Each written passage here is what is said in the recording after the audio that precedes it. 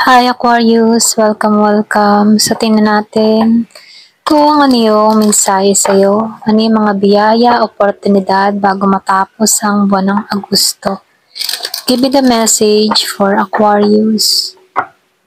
Give me the message for Aquarius. Ano yung mga biyaya at oportunidad bago matapos ang buwan ng Agosto? Give me the message for Aquarius.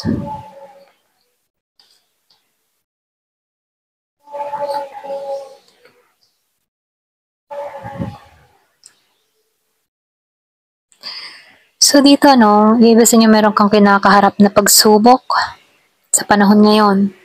Meron kang pinagdadaanan. Pero nakikitaan ko dito, patuloy pa rin yung paglago sa'yo. Kahit may mga pinagdadaanan ka, hindi ka hihintong lumago. Ganon. So, lumalabas dito, pagdating sa kaperahan mo, magiging balance ang lahat, magiging stable ang lahat. So, nakikitaan ko dito, magtatagumpay ka sa mga layunin mo, sa mga gusto mong gawin, sa buhay mo. Meron lang akong nakikita ditong taong a-action sa'yo. Siya yung tipo ng tao na energetic. Kumbaga, nakikitaan ko dito na siya yung tipo ng tao na hindi nasuko, makuha lang ang gusto niya sa'yo, okay? Makamit ka man. Makamit ka lang. Mapaibig ka lang. So, positive tong tao na to. Confident siya dito. Yung iba sa inyo, meron kang na-attract dito na Aries, Leo, or Sagittarius. Yung iba naman sa inyo, Gemini. Meron nung nakitang passionate na parating sa buhay mo. Yung iba sa inyo, meron ditong tao na malalove at first sight sa'yo. Okay? Malakas yung Gemini. Kumbaga, mararamdaman ng tao na to yung love sa'yo. So, marami kang pinagdaanan na humubog sa'yo. Kaya ka dito hindi masyadong nagtitiwala, no? Pulos lumabas lahat, sword. Talagang matindi yung mga pinagdaanan mo sa buhay. Sa larangan ng pag-ibig, mga pagsubok sa buhay, mga pangyayari na hindi naging kaaya-aya sa'yo. Kaya dito, nakikitaan ko dito na may takot kang magmahal, may pumipigil sa'yo sa ganon sitwasyon. So, merong inalis sa buhay mo. Meron ako nakikitang malakas, Gemini, Aquarius, or Libra. Nasaktan ka na dito. Kaya dito, meron ako nakikitang affair. Meron tumukso. Merong other woman, other man, na namagitan sa pag-ibigan nyo dito. So, nakikita ko dito, meron kang pinuput na boundary para sa sarili mo. Hindi ka sumusuko. Hindi ka takot na sumugal muli para sa sarili mo. Andun yung tapang at lakas mo dito. Ito lang nakikita ko. Kaya mong hubugin muli yung sarili mo. Kaya mo muling tumayo dito. Kasi marami ka ng mga pinagdaanan na kung saan sisiw na to sa'yo. Ganun Kumbaga, ang dami mo experience na kung bakit ang tatag-tatag mo. Okay? Kaya dito, mas nagpo-focus ka sa abundance mo, sa kasaganahan mo, sa pera mo, sa trabaho mo, pagkakakitaan mo. Doon ka nakapokus. Kasi naranasan mo na dito yung masaktan sa pag-ibig. Kaya yung iba sa inyo, nagpo-focus ka na lang sa financial mo. Binubuo mong muli yung sarili mo. Binubuo mo muli yung pundasyon mo. Ito lang yung nakikita ko. So, tingnan natin. Ano pa yung naghihintay sa'yo? Lumabas yung love, So, yung iba sa inyo, mas priority mo yung pera mo, negosyo mo.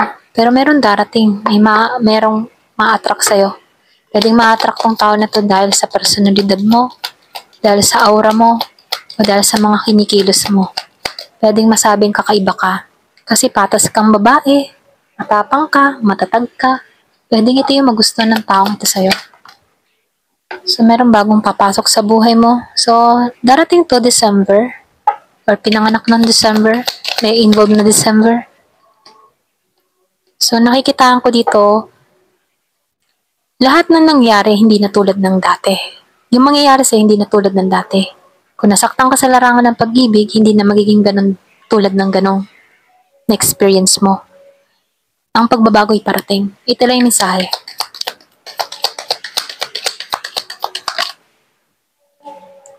So, talagang career woman ka, career man ka. Ganun yung estado mo, Career muna ako. Tama na muna yung love. Ito na yung nakikita ko. So, meron talagang admirer ka, di ba? So, meron naka-compliment sa yung admirer. Yung sinabi ko kanina, meron ditong tao na nagkaka-interest sa'yo, sa ugali mo, sa paninindigan mo, sa aura mo, or pwedeng napaka-mysterious mo pagdating sa tao na to. Kaya siya na-intriga, sino kaya to? Gusto ko siyang kilalanin. Ganon.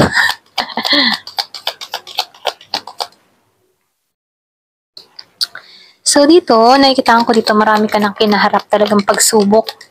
Ikaw yung tipo ng tao na sinubok ng kahapon pero hindi nagpatinag. Bumangon at bumangon. Mga ganon. Ito lang yung nakikita ko.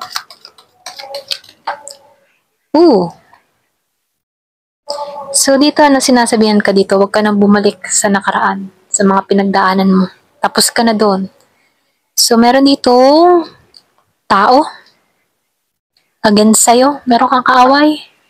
Meron ditong tao na hindi masaya na makita kang matagumpay, hindi pwedeng bitter sa'yo, ganyan.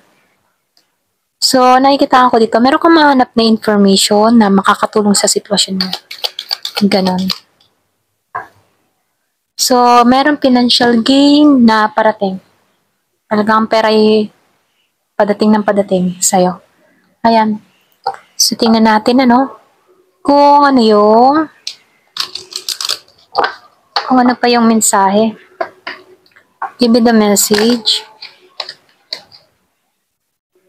So, huwag kang matakot. Don't be afraid to unknown. Huwag kang matakot sa yung tipo na huwag kang matakot na sumugal, huwag kang matakot na mag-try. Hindi palaging ganun ang mangyayari.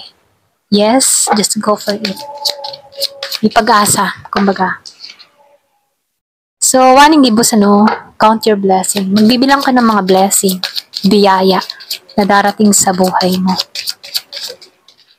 So, merong first quarter, it's time to commit. Ito na yung time para mag-commit, magdasal, mag-pray. Kapag meron kang hinihiling, pagdasal mo. Magic wand. Focus your energy. Doon ka muna mag-focus. Or pwede rin ito na yung ginagawa mo. Nagpo-focus ka muna sa energy mo. Doon ka nagpo-focus, hindi muna sa kung ano pa man. Priority mo yung goal mo. Ayan. Ito na yung nakikita ko sa'yo. Thank you for watching. Love and peace.